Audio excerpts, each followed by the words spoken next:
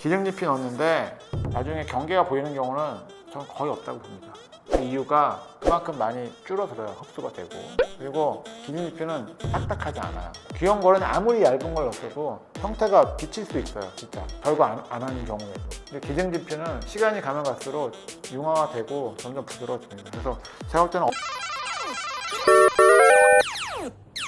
안녕하세요, 성형학개론입니다. 질문 답변 드리겠습니다. 영상이 도움이 되었어요. 메가덤으로 수술한 지 3주차인데 벌써 코가 많이 낮아진 듯 보입니다. 6mm를 넣었는데 수술 전 사진과 비교했을 때 2mm나 될까 하는 차이입니다. 이렇게 바로 흡수가 되는 경우도 있나요? 저는 없다고 생각합니다. 3주차인데 일단 이거를 벌써 판단하는 것 자체가 문제고, 3주차에 6mm가 2mm를 줄는 일은 없어요. 이거는 제가 말씀드릴 수 있어요.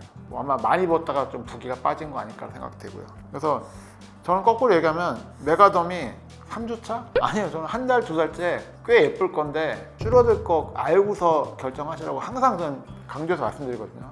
그때가 더 예뻤어요. 보통 이렇게 생각 많이 해요. 아닌 분도 계시지만 6mm를 넣었는데 2mm가 됐다는 건 3주차에 0.0001%의 환자분도 있겠지만 저는 아니라고 생각합니다.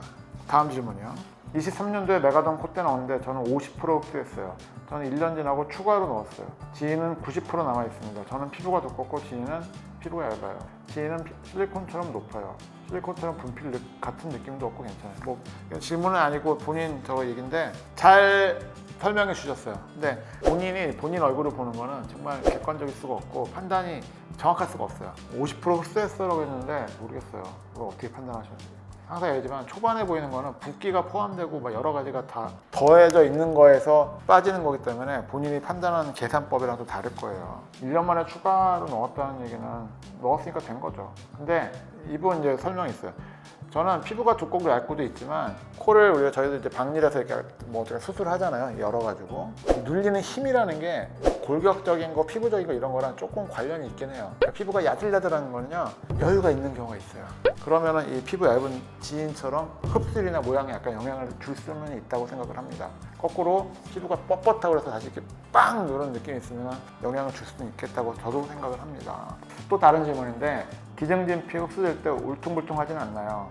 기증진피는요 실리콘처럼 높은데 분필 같은 느낌이 없다고 그랬잖아요. 이게 장점이에요. 빳빳한 느낌, 이물감 주는 컨투어가 아니라 쫙쫙 붙는 그런 느낌. 근데 또 다른 뭐 질문에도 있었지만 피부가 두껍거나 조직이 두꺼운 사람들은 그게 또 불만이에요. 그런 분들은 진짜 실리콘을 넣는 게 더 어울리거든요. 근데 또 실리콘 자체가 싫으면 선택이 안 되고 하는 거니까. 자, 그래서 기증진피 흡수될 때 울퉁불퉁하지 않나요? 라고 하는데 보통 수술할 때 사람 코가 매끈한 사람은 아무도 없어요. 연예인 누구라고 하더라도 이렇게 된 사람이 있으면 이상한 거지 이게. 그래서 넣기 전에 제가 밑에 굴곡을 보잖아요. 어차피 굴곡은 있을 건데 이 정도면은 되게 감당 가능하다고 제가 판단하는 그게 있어요. 그래서 밑에가 매끈하진 않을 건데 기증진피를 넣으면은요 그 울퉁불퉁한 게 어느 정도 있는 거는 저는 신경 안 쓰고 넣습니다. 울퉁불퉁한 데를 얘가 좀 메워준다고 생각하셔도 돼요. 그러니까 굴곡이 있다고 했는데 거기 기증진피를 넣었으면 흡수가 돼도 원래 이렇게 돼 있던 거를 완화시키는 쪽으로 보통 갈 거라고 보는 게 합리적이에요. 오히려 울퉁불퉁한 게 있다라고 하더라도 기증진피가 저는 보완해 준다고 생각합니다. 그래서 그렇게 생각하실 필요는 없다. 다른 질문. 원장님 혹시 콧대 실리콘 대신 메가덤을 넣었을 때 1년 지난 후에도 계속 흡수될 가능성이 높을까요? 아직 메가덤 5년, 10년 후기는 잘 없다 보니 간혹 시간이 지날수록 계속 흡수되어 7년 정도만 돼도 울퉁불퉁하거나 뭐 뭉툭하게 휘어서 재수술하게 될 위험이 높다는 글도 있다 보니 아무래도 원장님이 유사한 사례 환자를 접한 경험도 많으실 것 같아서 여쭤봅니다. 자, 개인차가 있겠죠. 근데 메가덤 꽤 오래 써왔고 따로 메가덤을 이렇게 모아서 보진 않았는데 최소한 5년, 10년 가까이는 다 되신 분들이 많을 것 같아요.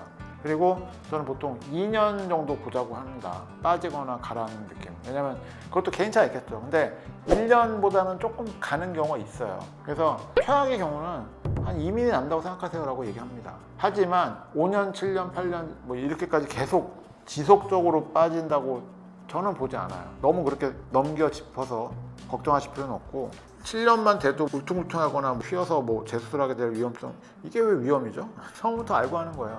굴곡이 있더라도 그 사이를 얘가 좀 메워주기 때문에 완화시켜준다고 생각할 수 있어요. 그리고 시간이 지나면서 휜다라고 하는 거는 그건 솔직히 뭐 그렇게 있을 일은 아니라고 생각합니다. 자, 비슷한 질문 조금 더 답변 드릴게요. 콧등 꺼짐, 안장코 콧등 꺼짐이 생겨 보완하고자 기증진피를 넣었습니다. 진피 넣은 콧등 부분과 안 넣은 코끝 사이에 경계선 같은 가로선이 생겼습니다. 시간 지나면 또는 붓기 더 빠지면 없어지는지 궁금합니다. 없어지지 않으면 추가 수술은 언제쯤 가능한가요? 매번 얘기하지만 얼만큼 경과했는지 중요하고요. 아직 초반이라는 걸 전제로 얘기할게요. 그리고 솔직히 말하면요, 기증잎이 넣었는데 나중에 경계가 보이는 경우는 저는 거의 없다고 봅니다. 그 이유가 그만큼 많이 줄어들어요. 흡수가 되고.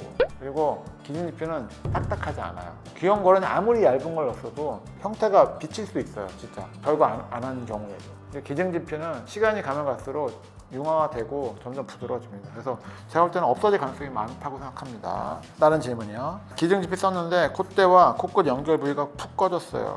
보완 방법이 있을까요? 이것도 얼마큼 되는지 모르겠는데요. 일단은 가라앉을 만큼 가라앉은 다음에 꺾인 정도를 보고 판단을 할 건데, 코끝을 많이 높였다라고 하면 이게 이렇게 될 거란 말이에요. 그래서 제가 높이는 것도 좀 적당히 해야 된다고 얘기해요.